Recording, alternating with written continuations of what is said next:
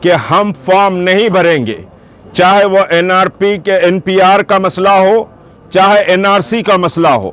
Joint action committee نے یہ فیصلہ کیا ہے کہ کوئی بھی فارم نہیں بھرے گا۔ آداب ناظرین، INT ٹوڈے نیوز میں آپ کا خیر مقدم ہے۔ پیش ہے یہ خاص خبر خاص آپ کے لیے۔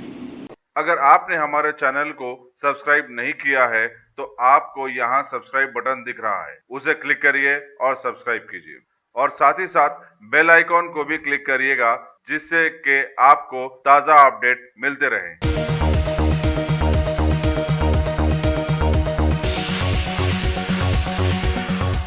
تلنگانہ بھر کی مساجد میں آج نماز جمعہ کے موقع پر یوم عہد منایا گیا۔ اس میں مسلمانوں نے NPR کے فارم کی خانہ پوری نہ کرنے کا عہد لیا۔ کئی مساجد کے ائمہ اور خطیبوں نے مرکزی قانون CAA کو سیاہ قانون قرار دیا اور کہا کہ مسلمان اس غیر قانونی اور غیر دستوری قانون کی کسی بھی طرح تائید نہیں کریں گے۔ CAA کے خلاف جوائنٹ ایکشن کمیٹی نے تلنگانہ، آندھرا اور حیدرآباد کرناٹک کے اضلاع میں آج یوم عہد منانے کی اپیل کی تھی۔ صدر جوائنٹ ایکشن کمیٹی مشتاق ملک نے اخباری نمائندوں کو بتایا کہ یوم عہد کے موقع پر تینوں ریاستوں میں 50 تا 60 لاکھ مسلمانوں نے NPR فارم کی خانہ پوری نہ کرنے کا عہد لیا۔ انہوں نے عوام سے اپیل کی کہ وہ اس احتجاج کے ذریعے حکومت وقت کو شکست دیں۔ مشتاق ملک نے احتجاج کو پرامن رکھنے کی پرزور اپیل کی اور کہا کہ بیرونی عناصر تشدد کے ذریعے احتجاج کو بدنام کرنے اور اسے کمزور کرنے کی سازشیں کر رہے ہیں، چنانچہ مسلمانوں کو اور دوسرے طبقات کو اس سے چوکس رہنا چاہیے۔ انہوں نے بتایا کہ شہر کی خواتین شاہین باغ کی خواتین کے ساتھ اظہار یگانگت کے طور پر 26 اور 27 جنوری کو دارالشفا گراؤنڈ پر 48 گھنٹوں کا احتجاجی دھرنا منظم کریں گے۔ آج بروز جمعہ joint action committee Telangana, NPR، NRC اور CAA نے یوم عہد کا اعلان کیا تھا، اور مکہ مسجد میں ابھی ہم نے عہد لیا ہے۔ تلنگانہ کے تمام اضلاع، آندھرا پردیش اور کرناٹک، حیدرآباد کرناٹک کے جو اضلاع ہیں، ان اضلاع میں بھی آج نماز جمعہ کے موقع پر عہد لیا جا رہا ہے۔ نماز جمعہ سے قبل یہ عہد لیا جا رہا ہے۔ جس طرح کی تیاری ہم نے کی ہے، اور جو سمجھیے کہ جوائنٹ ایکشن کمیٹی کے ڈسٹرکٹ لیول کے آرگنائزرز اور ہمارے سمجھیے کہ ڈیفرنٹ سمجھیے کہ ورکرز جو ہیں، وہ جس طرح گراؤنڈ پر محنت کیے ہیں، اس تعلق سے یہ میں آپ کو اطلاع دے رہا ہوں کہ آج یہ تین اسٹیٹ میں 50 تا 60 لاکھ مسلمان یہ عہد کر رہے ہیں کہ ہم فارم نہیں بھریں گے۔ 50 تا 60 لاکھ مسلمان تلنگانہ، آندھرا پردیش اور کرناٹک، حیدرآباد کے ڈسٹرکٹ میں یہ آج عہد کر رہے ہیں یا کرے ہیں کہ ہم فارم نہیں بھریں گے، چاہے وہ NRP کے NPR کا مسئلہ ہو، چاہے NRC کا مسئلہ ہو۔ جوائنٹ ایکشن کمیٹی نے یہ فیصلہ کیا ہے کہ کوئی بھی فارم نہیں بھرے گا، اور ایک بات بہت واضح ہے کہ ہم فارم نہیں بھریں گے تو ہم سمجھیے کہ پوری طاقت سے ان فرقہ پرستوں کا مقابلہ کر پائیں گے۔ اگر ہم یہ سمجھتے ہیں کہ میں بچ جاؤں گا تو سمجھیے کہ کوئی بچنے والا نہیں ہے۔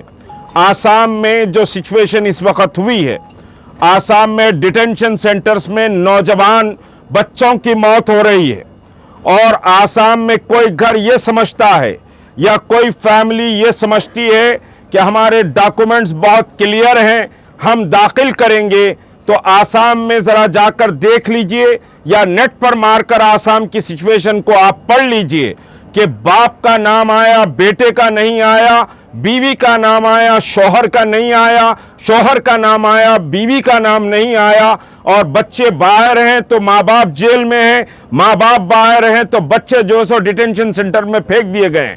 30-35 سال کے بچے ڈیٹینشن سینٹرز میں آسام میں مر رہے ہیں۔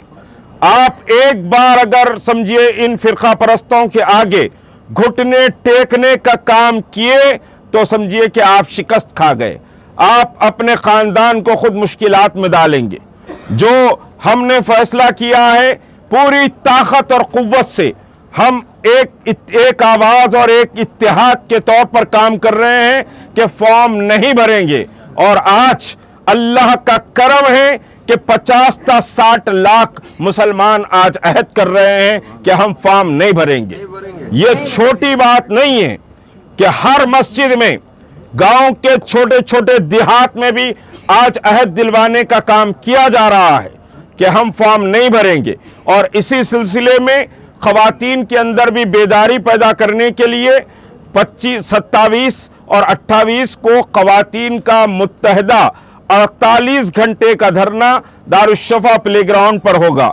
जो 25 और 26 को मुनक्किद होने वाला था उसकी तारीख तब्दील की गई है। 27 और 28 को यह धरना समझिए कि मुनक्किद होगा। और एक बात याद रखें कि सारा हिंदुस्तान हैदराबाद के मिलियन मार्च के बाद हैदराबाद को देख रहा है। सारा हिंदुस्तान इस वक्त हैदराबाद को देख रहा है।